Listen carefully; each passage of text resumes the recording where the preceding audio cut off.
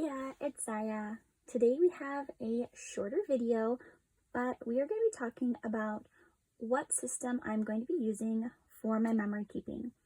Now you're probably thinking, Zaya, we've already seen this cover. You're using this for your English book. Well, I'm not anymore. I'm going to be using this Happy Planner cover for the love of learning, and I still wanted to use this cover, and the main reason why I decided to switch the covers was because I love this cover so much. It's so beautiful to me. I just adore it. I do miss the fact that I'm not going to be able to have those same dividers in here because the inserts are not the same size as the Happy Planner inserts, but that's perfectly fine. I just love how beautiful this cover is. And once the year is over, I don't really think it's going to bother me as much. And I'm going to try to get some custom covers from the Happy Planner, and hopefully they'll look really nice with this cover. So what we have here are two different Happy Planners, and the reason why I have two Happy Planners for my memory keeping is because I decided to go with Hemlock and Oak inserts for my memory keeper.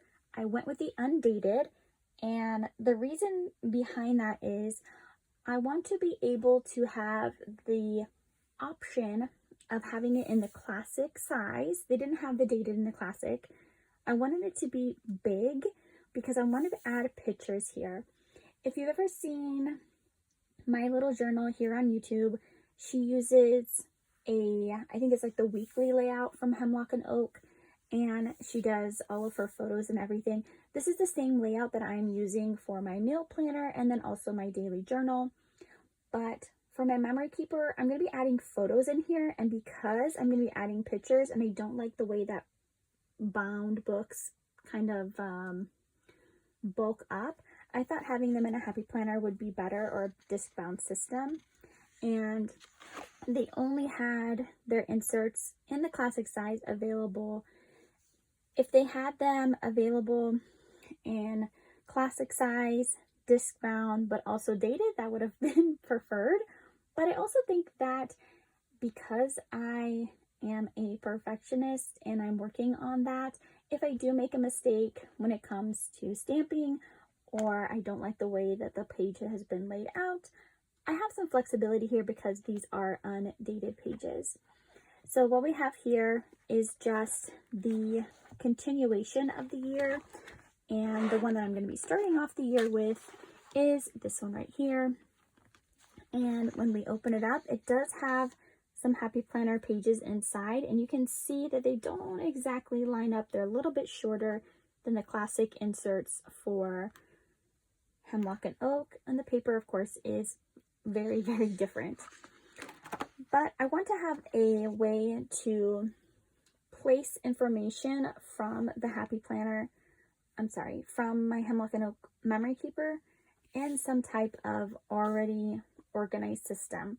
Now, I could use the graph paper from Hemlock and Oak, which is classic size, that I do have in my recipe book. I could insert some of those in here, and I might, but I don't want to have to write out an entire calendar. I will have the tendency, and I know that this will happen, I will start doing it and I'll end up wasting the paper because I won't like my handwriting, or there might be white on the page, and that's something that I just personally need to work through. And this is already there. I don't really have to worry about it. It's perfectly fine. I do have some dividers here, top dividers, and as I mentioned, I will be getting some Happy Planner custom dividers because those ones don't have the calendar on the back.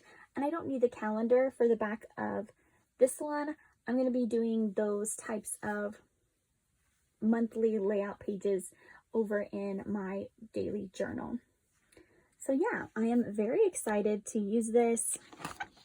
See, this is what I'm talking about, these monthly pages here. Now, I might purchase the, what is it called?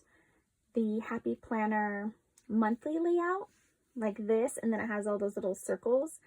I might do that one for the memory keeper, but I would have to keep those pages separate from the hemlock and oak inserts. I mean, I wouldn't have to, right? But because there is a slight size difference, it does bother me a little bit. I'm not gonna lie. You can see here that there is spacing, and that does bother me. But I think having them separated and then having a divider between them doesn't bother me as much.